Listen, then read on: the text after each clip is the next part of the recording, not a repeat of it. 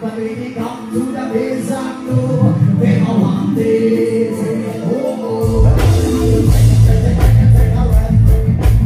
Oh, di ba? Ang cute naman ng little ohay natin dito mga Q. Nakijamming po siya sa kanyang papa kagabi mga Q. Dito po sa Coronadal City, South Cotabato mga Q. Kasi sumama sila mga Q, sila ni Ma'am Abigail mga Q dito sa concert kagabi ni Ilyas JTV. At ayan, makita natin guys, napaka-bibo pong bata ni Apollo mga Q. Tingnan nyo naman yung buhok niya mga Q. Ang ganda oh. Yan, kulot na kulot mga ka-Q. Yan, tapos naka-headband pa po siya dito. Yan, tingnan nyo. O, di ba? Yan, puging bata tong si Apollo guys, no? Yan, Ilyas ni Ilyas talaga yung datingan niya mga Q. Nakuha niya talaga yung vibes, yan, yung charisma ng kanyang papa mga ka-Q. So ito guys, panoorin natin yung video na yan kagabi mga Q na pinag-uusapan ngayon sa Facebook kung saan nga nakijamming itong si Apollo sa kanyang papa mga Q. Yan no? Yan. At hindi lang si Ma'am Abigail yung sumama doon mga ka-Q, ha? Marami din po siyang kasama doon na mga girlfriend din po ng ibang member ng banda mga Q.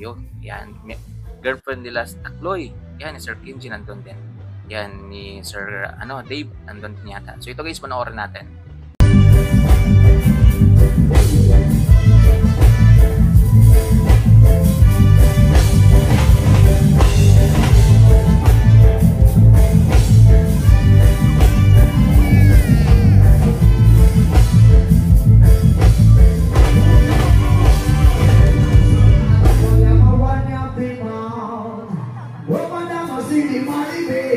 But when it comes to the base I know they all want this.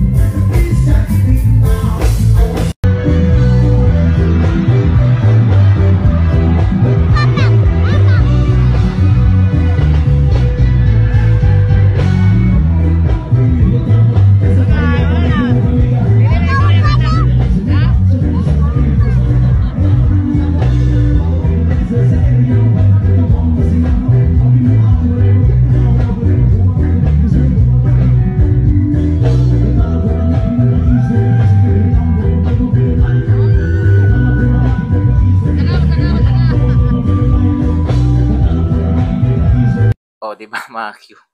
Grabe, ang cute talaga ni Apollo mga Q. Yan. Sarap kurutin mga Q. Kaya alaw na alaw sila si Ramel, yan, sila Sir George dito mga Q. Kasi sobrang cute mga Q. So ayan oh, nakikijump pa sa kanyang papa guys. Yan, hindi malayong susunod to sa yapak ni Ilyas TV mga Q.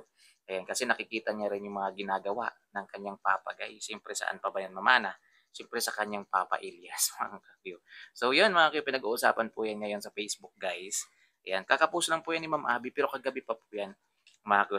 Siguro mga 1 hour ago pa lang, yan ni Ma'am Abby na i-post po niya na napaka-cute talaga guys, na nakikijamming po si Apollo, mga Q. So ang dami pong naaliw, ang dami pong natuwa.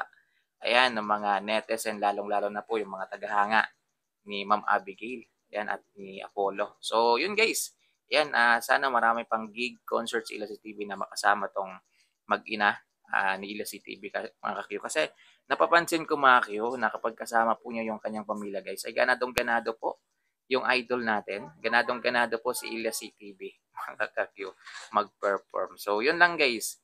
Ayan, maraming salamat mga Q. At sana po mga Q, suportahan niyo po yung aking YouTube channel. Yan, ito po yun na Super Q TV guys.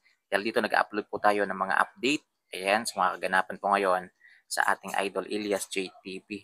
Ayan, pa-click na rin mga Q yung notification bell button para ma-notify ka kapag meron po akong bagong upload dito po sa ating YouTube channel. So mamaya guys, mag-update po ako yan sa concert ng Ilyas JTV Band mga ka-Q. So hinihintay ko lang yung video guys na sinesend sa akin ng kakilala ko po kung saan po sila ngayon magko-concert mga Q.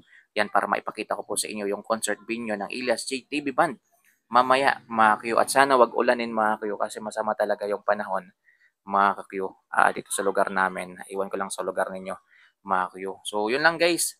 Ayan, maraming salamat.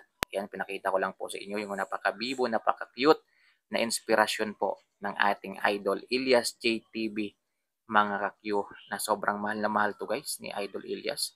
Itong anak po niya, kaya kung makapag-rest day po yan, sinusulit niya talaga mga Q na makasama po si Apollo. So, syempre guys, alam naman natin meron sila sa abroad mga Q. So, medyo matagal-tagal silang hindi magkikita ni Apollo mga Q. So, mamimiss niya talaga tong anak niya.